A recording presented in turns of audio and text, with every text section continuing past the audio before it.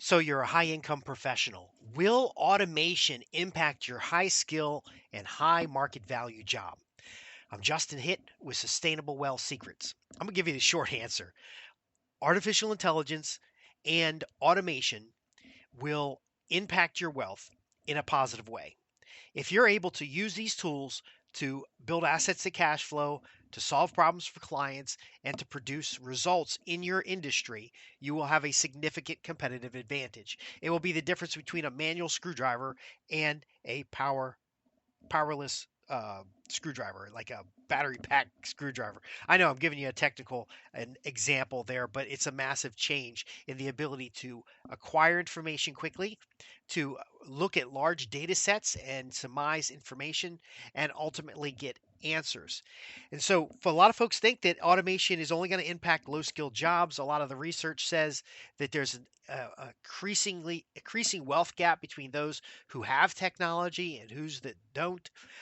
But what I want to share with you today is four important aspects that it will impact how you turn income into wealth. So you're a high income professional. You believe you have a skilled job. Perhaps you're a legal uh, writer. So a lawyer goes out and does their job in front of the judge, but you're preparing the case. You're a paralegal. You're a researcher. You're a compliance expert. And you're saying, no, AI can't touch what we're doing. First off, AI can't look at the private records in order to determine information because they're not all digitized. Sure, but as soon as they're all digitized, there are many platforms of artificial intelligence, machine learning, uh, natural language processing that can look at private records. So as soon as you can get that in place, you'll be able to search large volumes of records and more quickly be able to assess information or collect answers. Now, these answers aren't always right. So a lot of folks are saying, AI is in its infant stage and doesn't have a lot of value. Well, if you understand how the natural language programming works, and I've been doing a couple podcasts here and there on this as I'm using AI in my own business. Now, I didn't write this outline or the text to this podcast using AI. I'm basically using more than 25 years of experience to tell you that when technological innovations come in, like the internet, for example, they reduce the need for some things. So when internet first came online, I didn't need to go to the college library or to a regular library or buy a data service to get certain demographic information, certain marketing details, to look at my competitors' websites. I could just do it. I could get back issues of newsletters. It just happened. Where in the past, you had to send somebody to the library to go get the information. You had to dig through records. And if you didn't know how to do that, it was difficult. But once somebody knew how to do it, you could easily uh, uh, recover information. But the time duration and cost was a little bit high. So it could take a week for somebody to do a little research. The internet came available. I was able to go do the research. Now, what happens with the internet is readily available on your desktop. And we've talked about this in productivity talks, as well as some of the materials on the website at www.sustainablewealthsecrets.com. But there's now distractions in place. So you've got your high paid job, and now there's a lot of work that's perceived to be done by you.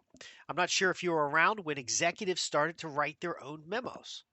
See, previously you'd call somebody in, do a dictation, they'd go off and finish writing the letter, they'd bring it into the office later that day, and you would, approve it, and then it would get distributed. Now, today, any harebrained executive can write an email to everybody in the company, and it will go viral inside the company or could get forwarded outside the company. The email becomes brain farts rather than well formed uh, communications. So there are some benefits of automation that help us do things faster, but if we're doing the wrong things, we're not converting income into wealth. So, yes, those people who can access robot automation investing systems that are running billions of tests an hour and determining what is going to be most profitable for your investment, that are monitoring, corporation formation, relationships between organizations. Yes, those will be more productive than someone who has a regular old broker who's reading the latest trade journals and then investing based on whims. But that's always been the case, folks. There's always been somebody who had tools that somebody else didn't have, and then there's somebody who comes along who develops tools, makes them readily available, and then competition moves forward. So, how do we convert artificial intelligence, or whatever the next valuable tool is, into wealth. Well, it's not the tool, it's the application of the tool. See, for millions of years, any old person who could walk into a Harbor Freight, who could get a stick out of the woods, who could smash two rocks together, they could create tools that other people have used to create masterpieces. Ancient Greeks had beautiful sculptures in the road. 99% of the population had access to the tools to make beautiful sculptures, but still it was only the 1 or 2 or 3% who could perform the work.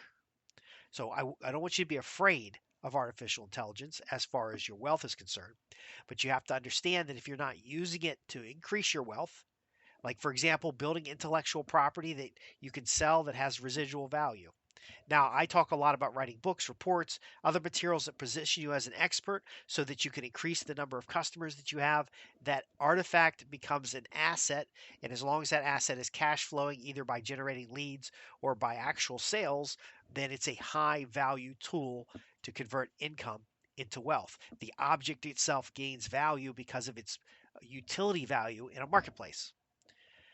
Very important factors to understand, folks. The economics never changes. The tools do, but the economics never change. Now, there's a lot of concern that automation's impact on income and wealth is going to create a stratification where there will be people on the bottom who have no access to anything and they're suffering and they're the consumers, and then another class of people that's up top that has access to the greatest minds and intelligence of the world at their fingertips by a chat interface where they can simply ask the question and meaning of the universe and they will get an answer.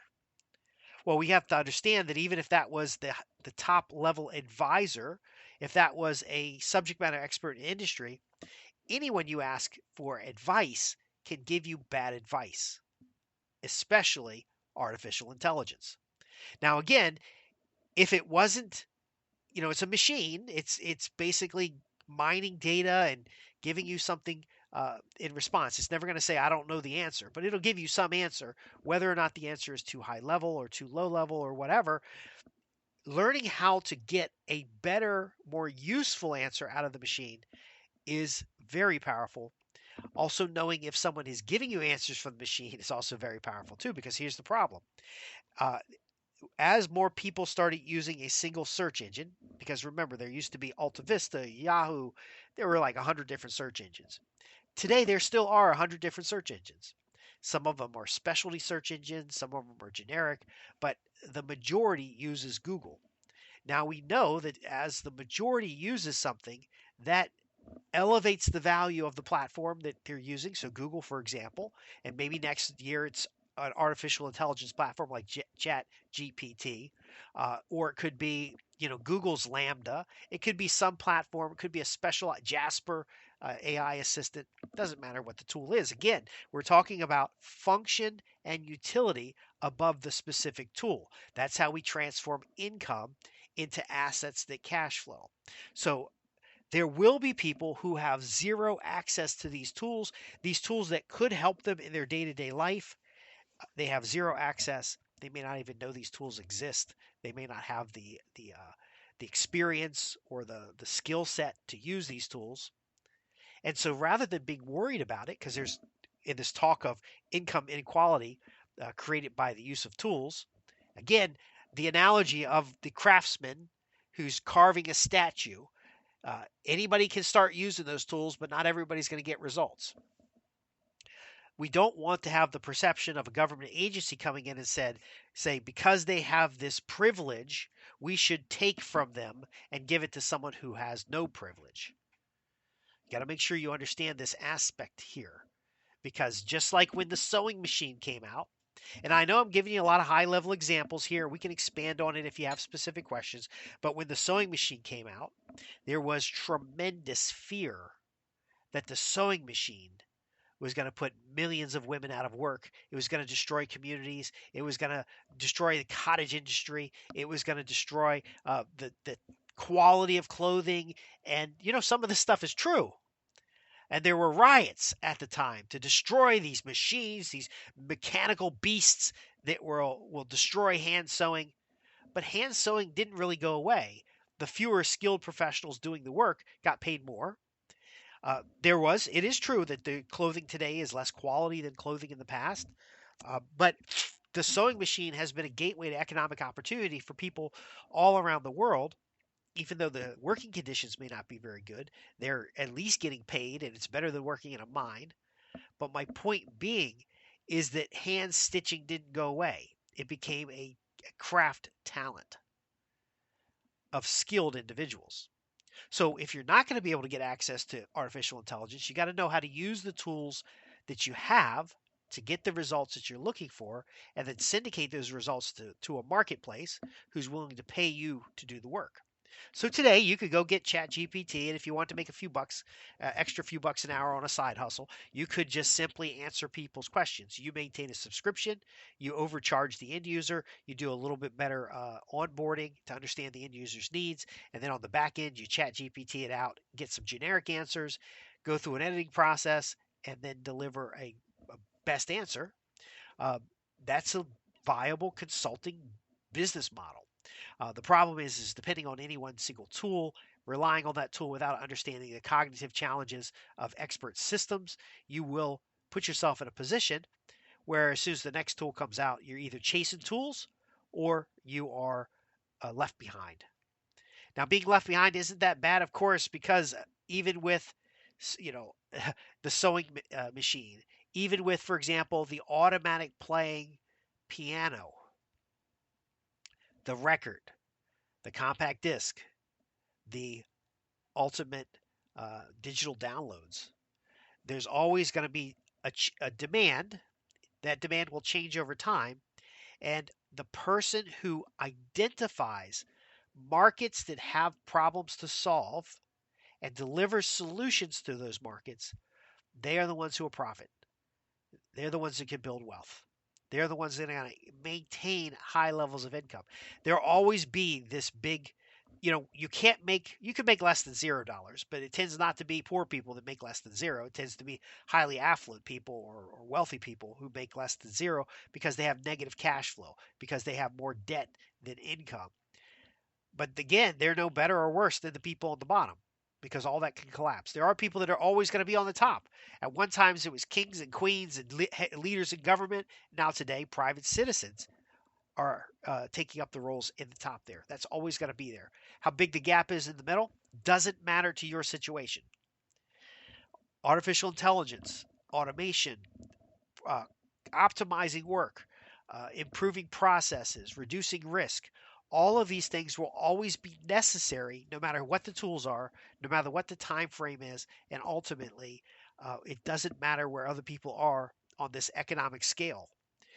If you are able to find the opportunities, so for example, if poor people are not able to use artificial intelligence, which would otherwise help them get better jobs, would help with education and training, you can create a product in the low end market price range for a mass audience and educate these folks, bring them up, help them grow. So I am addressing a little bit of the, you know, how we feel about money and the impact of money. But if you're able to improve your situation and do it systematically, uh, you'll have more resources to help people than you would if you just fought the machine. Artificial intelligence is something that's here. It's getting better and better by every day. There will be something else in the future, perhaps artificial intelligence with memories, personal assistants that are more lifelike. So we don't want to look at the bottom skills. We want to improve our skills. We want to be of value to the marketplace. That's being a producer rather than a consumer. We want to go in there and learn how to use the skills, the tools the right way and cultivate the skills that are of value by the marketplace. And finally, start creating assets that cash flow. I'm not telling you to go out and build an app. I'm not telling you to go out and write a book. I'm telling you to go figure out what kind of assets. It could be a subject matter expertise that you deliver to the marketplace. Could be a lot of different things. But anyway, I'm Justin Hitt with Sustainable Wealth Secrets. We're here to help you transform business relationships into profits, to turn your income into net worth through principled approaches that increase wealth in a way that can't be taken away. You'll be able to anticipate changes in the economy. You'll be able to anticipate the needs of clients and prospects and your employer so that you can stay ahead of a constantly changing world. And of course, artificial intelligence is just part of that. Again, I've been around for the .com boom, the launch of the internet when it was more public. I've been online since 1989. I've accessed thousands and thousands of research papers. I've looked at historic situations. Money moves to where it gains the most advantage. And this may be the thing now, but again, it's the skill set to use it the right way and to be aware of the situation so that you can adjust as the tools change. Thanks for listening. Be sure to like and subscribe. I'll see you on the next episode. If you have questions, I'm Justin Hitt with Sustainable Wealth Secrets. Visit the website, www.sustainablewealthsecrets.com. Either ask questions off the contact page or join our free email newsletter. I'll see you in the next episode. Thanks for listening.